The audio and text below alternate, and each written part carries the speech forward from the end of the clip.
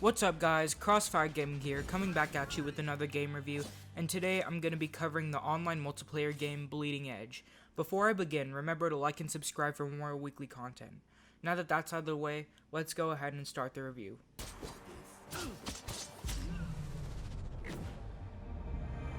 Bleeding Edge received terrible reviews, and though lots of them bring up good points, I have to disagree with most of them. One of the main reasons people hated Bleeding Edge is because it is way too easy to get teamed on. While this is true, and I can recall many times I've been attacked by the whole enemy team, many people forget the fact that the game has an evade mechanic in it. This mechanic allows you to quickly dodge attacks, and it brings a sense of balance into the teaming aspect of the game, though it doesn't totally balance the whole game out. Even if you use the evade mechanic though, sometimes it's just impossible to escape attacking enemies. Even though it's easy to get teamed on, the game in general is fast-paced and fun if you use the correct characters. Each character has an Overwatch-style attack system with 3 unique powers, an overpowered move that you get every few minutes, and a basic attack. There are 2 variants of a basic attack. They're projectile attacks and melee attacks. Characters who use melee attacks can do multiple attacks in a row to create a combo, which results in more damage being done. Though the game has a solid attack system, some of the characters, specifically healers, are mostly useless when attacking someone.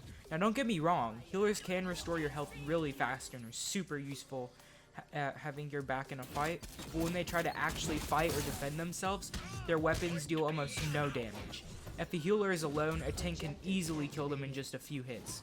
If you decide to play as a healer, I would recommend either sticking with another teammate or just jumping on your hoverboard and running away when an enemy tries to attack you. So I just mentioned hoverboards. Hoverboards are an addition to the game that allow you to travel across the map faster than usual, though the only thing it's really useful for is running away from a fight. Though the gameplay has only a few rough patches here and there, most of the other attributes of the game feel underdeveloped. For starters, there are only 2 game modes. One game mode has you capturing objectives and the other has you collecting and depositing power cells. The game modes just feel very unoriginal, and what's more is that you can't even choose what mode you want to play. The game randomly chooses the mode that you're going to play for you, and that's probably going to get on a lot of people's nerves. So that's like one of the aspects of the game that really just bugs me, because you can't choose what game mode you want to play in, it just chooses it for you. Another underdeveloped aspect in the game is cosmetics. While hoverboards have many different variants that look completely different, character skins, with air quotes around the word skins, are just different color variants for each character. I also don't like that Bleeding Edge is somewhat a pay-to-win game. While there are no actual purchases that you can make with money in the game, you still get currency every match you play, which enables you to buy mods for a character. Mods give the character perks and make their attacks more powerful, which in turn gives the person with the best mods an unfair advantage in the game.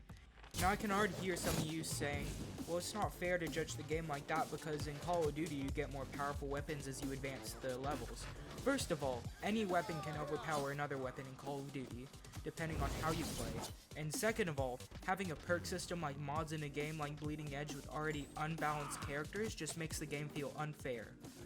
The game also has a few other minor downsides like the maps being too bland and it just being too easy to accidentally use your overpowered move. On the plus side though, the game has a good soundtrack.